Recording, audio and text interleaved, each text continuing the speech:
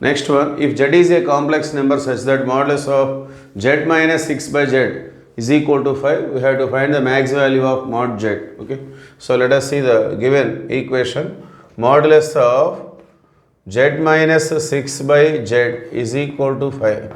So triangle inequality అని ఒక formula ఉంటుంది.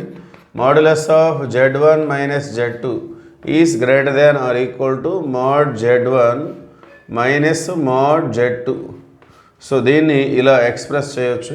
సో ఇప్పుడు z1 అంటే z, z2 అంటే 6 బై z. సో దీన్ని మనం నోట్ చేద్దాం ఎలా వస్తుంది అనేది. z minus 6 by z is greater than or equal to mod z1 అంటే z మైనస్ మోడ్ z2 అంటే 6 బై z.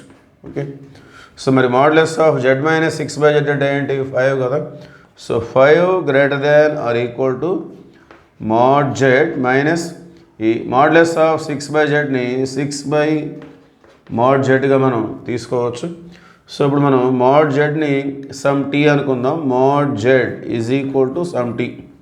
సో ఈ ఇన్ఈక్వాలిటీ ఎలా ఉంటుందంటే 5 greater than or equal to T minus 6 by T. Okay, so మనం reverse రాసుకుందాం. T minus 6 by T less than or equal to 5. So LCM తీసుకున్నట్లయితే T square minus 6 by T less than or equal to 5. So T square minus 6 less than or equal to 5t. So 5t అనేది left side వచ్చేసినట్లయితే tea square minus 5t minus 6 less than or equal to 0 వస్తుంది.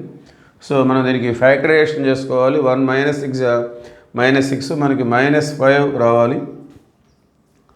So minus 5 రావాలంటే దీన్ని మనం formula తీసుకున్నట్లయితే a is equal to t square coefficient, b is equal to t coefficient, c is equal to minus 6.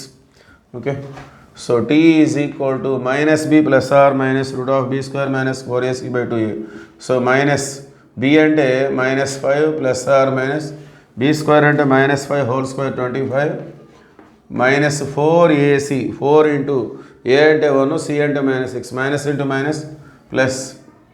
So 4 6 24 by 2a అంటే 2 into 1.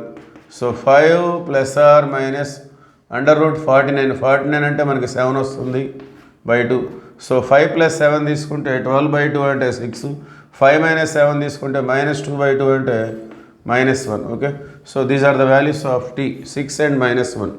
So వీటిని మనం ఈ విధంగా ఎక్స్ప్రెస్ చేయొచ్చు. T minus 6 into T plus 1 less than or equal to 0. Okay, so factors ఈ విధంగా వస్తాయి. So tea is equal to 6 minus 1 కాబట్టి మరి లెస్ దాన్ అంటే మనం ఎలా ఎక్స్ప్రెస్ చేస్తాము?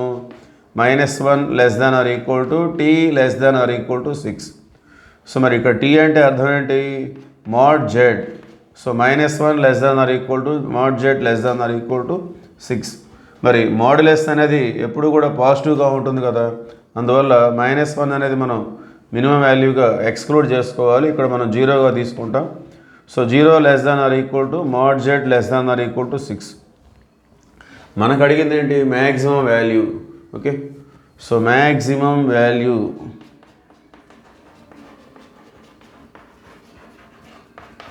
Is equal to 6. సో ఇది మినిమం వాల్యూ, అది మ్యాక్సిమం వాల్యూ. మనకి ఇచ్చినటువంటి ఆప్షన్స్లో ఎక్కడా కూడా ఇవ్వలేదు. సో ఇది ఈ ప్రాబ్లంలో మిస్టేక్ ఉంది. So maximum value is 6. Okay, thank you.